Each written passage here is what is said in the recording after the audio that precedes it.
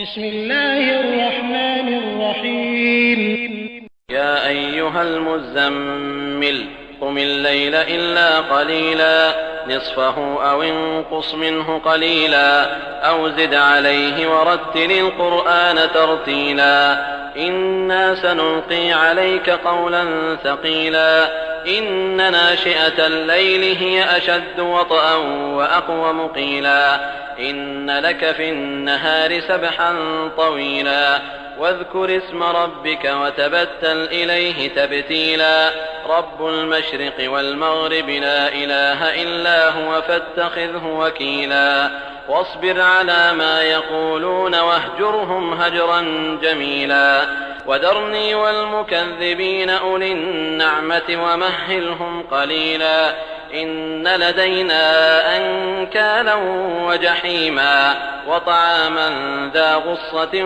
وعذابا أليما يوم ترجف الأرض والجبال وكانت الجبال كثيبا مهيلا إنا أرسلنا إليكم رسولا شاهدا عليكم كما أرسلنا إلى فرعون رسولا فعصى فرعون الرسول فأخذناه أخذا وبيلا فكيف تتقون إن كفرتم يوما يجعل الولدان شيبا السماء منفطر به كان وعده مفعولا إن هذه تذكرة فمن شاء اتخذ إلى ربه سبيلا. आरंभ अल्लाहच्या नावाने जो मोठा मेहरबान अतिशय दया करणारा आहे.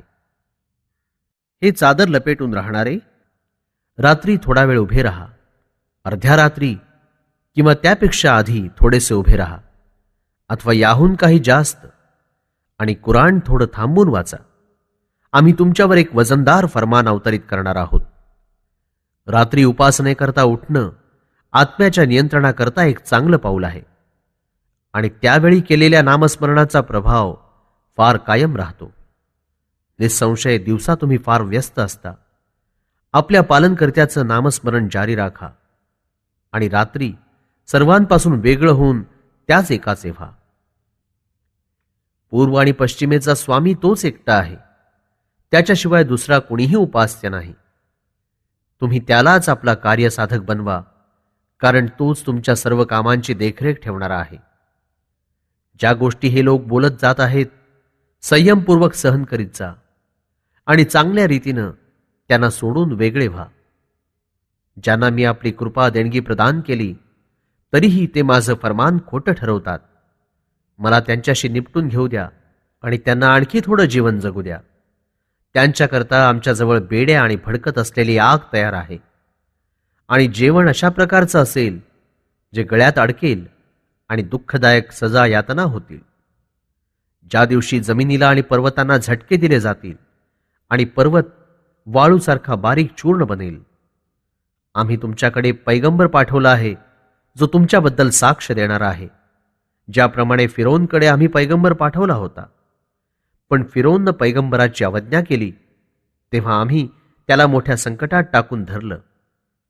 जर तुम्हीही पैगंबरांची अवज्ञा कराल तर कसे वाचू शकाल? जेव्हा एक असा दिवस तुमच्यावर येईल की ज्याच्या सक्तीमुळे बालकांना म्हातारपण येईल, त्या दिवशी आकाश आपल्या स्थानावरून फाटून जाईल. हा अल्लाहचा वायदा आहे, जो निश्चितच पूर्ण होईल. हे कुराण एक बोधपत्र आहे.